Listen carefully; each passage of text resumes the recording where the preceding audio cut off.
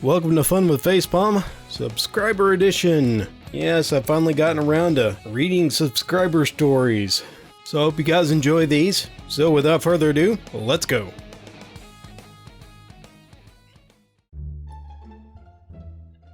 I work at Walmart in the middle of the night. Every night, we have to shut down the machines, and we reload them with money and change every day. For the self-service, it's not as simple as pulling out a drawer and replacing it. You actually have to feed the money in, coins and bills, so that the machine knows exactly what's left. So that means you have to have a Tupperware dish filled with several money bags that goes into the machine. I'm working on one of these machines when a woman comes up and she starts unloading her groceries. I look over at her and I say, "Sorry ma'am, this lane is closed. I'm just putting money in the machine." She gives me a look like, "Yes, I can see that you're paying for something. I can wait." But I still try to redirect her. "Ma'am, you would have to wait until midnight, cause this lane is closed until then. Lane 4 is ready though." She says nothing and just continues to unload. I figured that she would learn soon enough, but she's still there 5 minutes later when I'm putting the last of the money in. I hear her mumbling something like, "She had to pay that much. Why didn't she just go to a normal lane? And why would you use that many coins? Has she never heard of a bank?" Just for a side note, I'm wearing the work vest with the company's logo on it. And this logo isn't small. It's quite obvious. I get the readout that I guess she mistook as a receipt. She tries to ring it up, and when she does, a big bright red sign comes on the screen saying closed. She looks at me and says, "Well, why didn't you tell me it was closed?" She starts trying to argue, and fortunate for me, my boss was nearby, and he saw the whole thing. He starts laughing in her face. She didn't appreciate that, so she left without buying anything. We didn't mind putting it back. My wife and I went to a Subway for a bite after doing some yard work. I'm holding the door open for her so that she can get in line. I order my meatball sub and her turkey sub, and we sit down. A few people come in to order their food.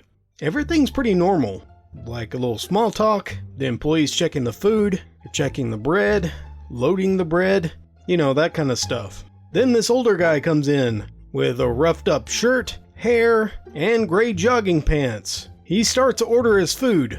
No problem. He moves forward and she says, "Is there anything else, sir?" And he mumbles, which I guess he was trying to say oil and vinegar. "I'm sorry, sir, I didn't get that." A little more agitated. And after 4 minutes, he aggressively points and says, "Oil and vinegar!"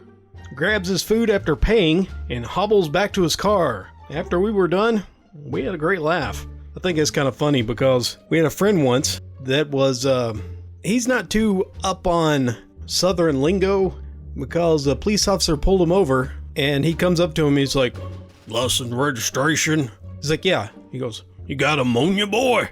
He goes, "Ammonia? What?" "You got ammonia, boy." "What do you mean? I don't have ammonia."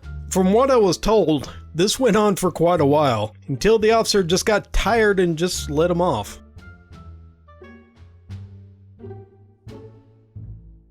While I was going to college, I worked as a telephone operator for a large unnamed company. Like, can you hear me now? If that gives you a clue. I heard all kinds of stupid working there. One night an airhead, which I'll call Karen, immediately starts on a whiny rant. She never stopped for air. "I need to call my sister, but it's not working. I need you to call her for me. Why is your company so horrible? You suck. Call her for me." Me, using slow, soft, calm the hell down tone, I said, "I'll be happy to help you. What's the number you're trying to reach?" Karen whines the number to me, and I key it in. I hit the button to connect, so as to finish the call. But instead of ringing, I hear, "I'm sorry, that number is disconnected and no longer in service." "I'm sorry, ma'am, but that number is not in service." "See, you suck. Your company sucks. Now call my sister for me." At this point, I'm a bit confused. I'm pretty sure she gave me her sister's number. I just told her that the number was disconnected. Maybe she wanted to try a different phone number from her sister? So I ask again. "Sure, what's a number that you would like?" She makes an angry, disgusted sound and tells me the same number, in between cussing at me and telling me how much I suck. Ma'am, that number's out of service. That phone is disconnected. Then make it in service. I'm sorry, that is not possible. Only your sister can have her phone service turned back on. What the f*** do you mean? That's bullshit. You're the operator. Make it work. I tried to explain again and she interrupts me. Then make it a collect call. That's not how it works. Then cut in, you stupid b****. Nearing the end of my patience, I realize I'm dealing with a complete moron. That won't work either. I can only interrupt a call when the phone is connected, and a phone call is in progress. She makes another struggled sound, and goes on the same tirade, and her suggestions on how to do my job. I keep calm and do my best to explain. We went back and forth for like 10 minutes.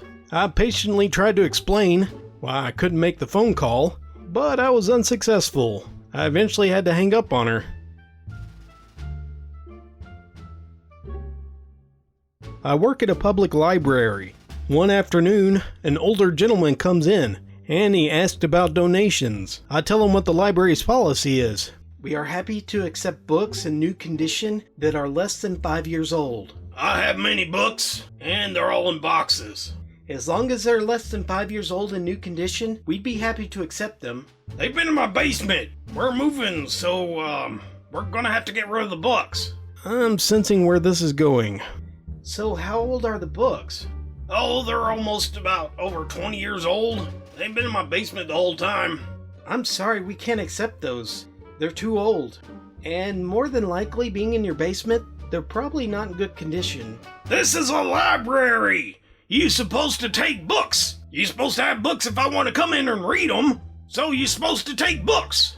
Sir, we do have books, and we keep our collections fairly new. This is not a depository. We don't have a copy of every book. You are a library! You're supposed to have books! I don't know what the purpose of you are. If you don't take any books, and no books, you need books! I've wasted a whole day doing this! Another customer in line makes eye contact with me, and looks at the dozen of bookcases all over the library. Apparently those books are invisible. Then he asked me, what am I supposed to do with them? Well, you can donate them to another organization, and you could probably call ahead so you don't waste a trip. He starts to make his way out of the library. I'm pretty sure no one's gonna take his books. He's yelling and screaming out the door. You're supposed to take books! I can't believe you don't take any friggin' books! I'm getting out of here. I'm taking my books somewhere else. Then I hear the customer that was behind him say, good. I'm not gonna agree to him audibly, but I totally agree. The books are probably eaten to death by moth, mold, or mildew, or many other things.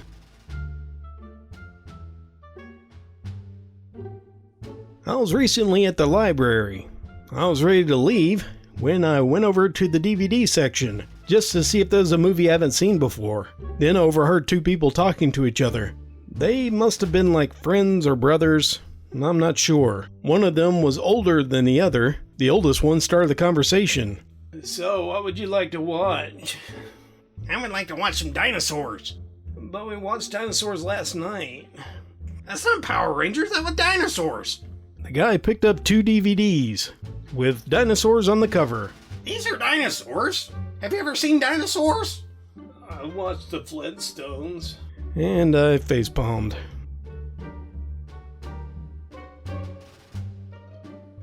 I'm working as a barista at a coffee shop. A girl comes in to pick up her blended coffee. When she left the coffee shop, she looked contented. I see her take a drink, and she turns around and comes back inside. Hi! This doesn't taste like it usually does. I don't like it. It tastes too much like coffee. I'm sorry. I take back the coffee and I put it down on the counter. Then I look over the order. Did you want a blended mocha with an extra shot? Yeah, but I don't like it. It tastes too much like coffee. I'm sorry, ma'am. I'm sorry you're not happy with it. Would you like me to remake it for you? Yes. I don't like it though. It tastes like coffee. Okay, I'll make it without the extra shot this time. I don't know why it tastes so much like coffee. I start to make the drink for her, and this time without the extra shot of coffee. Then I hand it to her and she starts to drink. Does it taste much better? Yeah, I can't really taste the coffee this time. Thank you. And she leaves.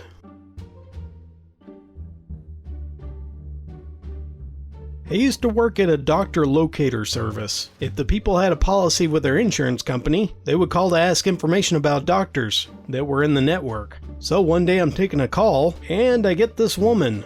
May I have your policy number? I'm in Ohio. I can find a provider for you, but I need your policy number. Duh, I'm from Ohio. I understand, ma'am. I need your policy number in order to find a provider for you in your area. I know. I'm in Ohio. I'd like to tell you that she eventually understood, but she didn't. She ended up hanging up on me, calling multiple different coworkers, and getting the same result.